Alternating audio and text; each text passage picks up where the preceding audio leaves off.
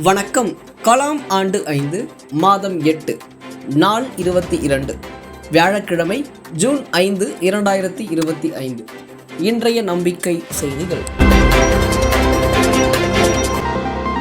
இரத்த தானம். சேலம் மாவட்ட பொறுப்பாளர் திரு ஸ்ரீகாந்த் 16வது முறையாக மாருதி இரத்த வங்கியில் இரத்த தானம் செய்ததாக சேலம் யோகா மற்றும் மனநலம் துறை பொறுப்பாளர் திருமதி பாக்கியலட்சுமி தெரிவித்தார். திரு ஸ்ரீகாந்த் அவர்களை பாராட்டி இன்றைய நம்பிக்கை செய்திகள் தொடர்கின்றன. நவம்பர் 2025 உலகளாவிய ஒரு நிமிட அமைதி புதுச்சேரியில். ஆளுநருக்கு குருமகான் நேரில் அழைப்பு. நடைபெறும் 2025 ஆண்டு நவம்பர் 11 உலகளாவிய ஒரு நிமிட அமைதி நிகழ்வு புதுச்சேரியில் நடைபெறவிருப்பதை முன்னிட்டு புதுச்சேரி ஆளுநர் கைலாசநாதன் அவர்களை உலக சமாதான தூதுவர் குருமகான் அவர்கள் நேரில் சந்தித்து அழைப்பு விடுத்தார். இந்த நிகழ்வு புதுச்சேரியில் சுகன்யா கன்வென்ஷன் ஹாலில் நடக்கவிருப்பது குறிப்பிடத்தக்கது.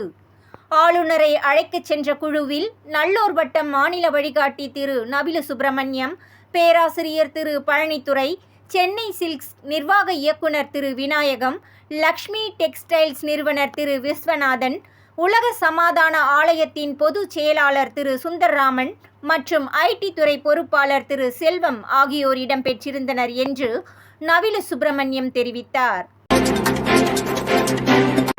எனது நகரம் எனது பொறுப்பு. தஞ்சை நகர சமூக பொறுப்பாளர்கள் சந்திப்பு. ஜூன் 7 சனிக்கிழமையன்று தஞ்சாவூர் நகர் சமூக செயல்பாட்டாளர்கள் சந்திப்பு காலை 10 மணி முதல் 12 மணி வரை தஞ்சை மங்களாபுரத்தில் உள்ள ஆல்வின் மேல்நிலைப் பள்ளியில் நடைபெறவிருப்பதாகவும் அதில் நல்லூர் வட்டத்தின் மாநில பொறுப்பாளர் திரு முத்துகிருஷ்ணன் கலந்து கொள்ளவிருக்கிறார் என்றும் தஞ்சை மண்டல பொறுப்பாளர் திரு குட்டியப்பன் தெரிவித்தார். நம்பிக்கை செய்திகளுக்காக சென்னையிலிருந்து தயாநிதி. கோவை மண்டலம் வையத்தலைமைக்குள் முகாம்.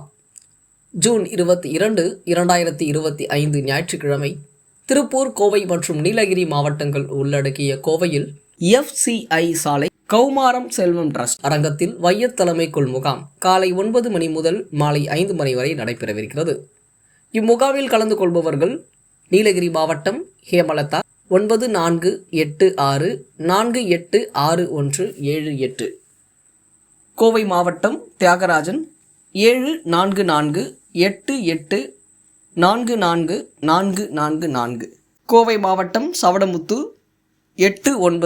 8903432714, திருப்பூர் மாவட்டம் ராமச்சந்திரன் 8778595872 ஆகிய எண்களை தொடர்பு கொள்ள வேண்டும் என சவடமுத்து தெரிவித்தார். இத்துடன் இன்றைய நம்பிக்கை செய்திகள் நிறைவடைந்தன.